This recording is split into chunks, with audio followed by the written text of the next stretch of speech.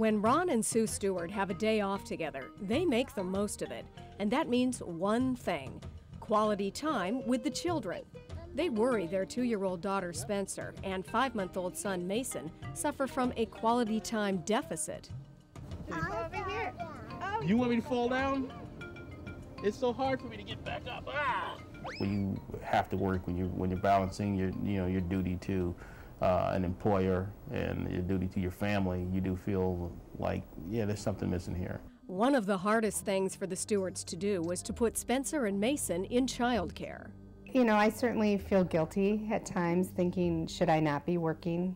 Am I taking away from what my kids need and really want? The Stewarts turned to their pediatrician, Marjorie Hogan, for advice. You know, in this day and age, a lot of us are working parents, and one of the most important things that I can do for you is reassure you that you've made good choices.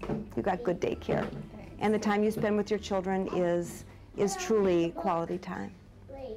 Let's be honest, it's hard for all of us to take a child to someone else to be cared for. We know that we can do the very best job. Many of us do work in or outside the home, and please don't be guilty. You're doing the best thing that you can for your child, working hard at your job, providing quality child care, and then ensuring that there's quality time at home to enjoy. I noticed that the more time that I spend with, especially my daughter, when it's time for me to go to work, those usually not good times for her, you know, and that's all because she has now built up an expectation for me to be there to spend a certain amount of time with her, and she wants to get her quota time.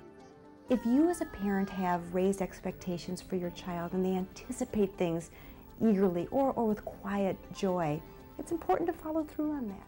I saw the stripe of bluish blue. My bathing suit had a blue stripe too. I heard the sea. Even if we're really busy and running around, which we tend to do sometimes, we always make sure there's time for at least one book a night before bedtime. Dr. Hogan says it's the things you find time for every day that will strengthen the bond with your children.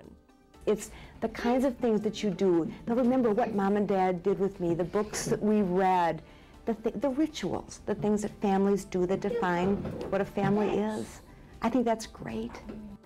Dr. Hogan believes these kinds of daily rituals are valuable for parents too. Not to say we're not tired when we get home, but somehow that time with your child can be rejuvenating, and you really know this is what it's all about. Another way of spending quality time with the kids is bringing them into the kitchen and cooking with them. Of course, this only applies to children who are old enough to help and to learn from the experience. Children can learn about good nutrition. They can learn about cleanliness and hand washing and all the important other health advice that we give them. And they can see how families work together. This is your job. This is Mom's job. It's such a great tool for teaching. Just remember, safety is a big issue in the kitchen. Teach children about stovetops and other hot surfaces right away. And don't let them use cutting utensils unsupervised until you're sure they're old enough to take that responsibility. As children get older, the tasks should reflect their increased developmental level and their increased abilities. Cooking is one of the pleasures of life.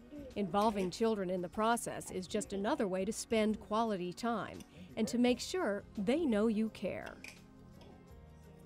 Okay, so do I get some? Oh, come on.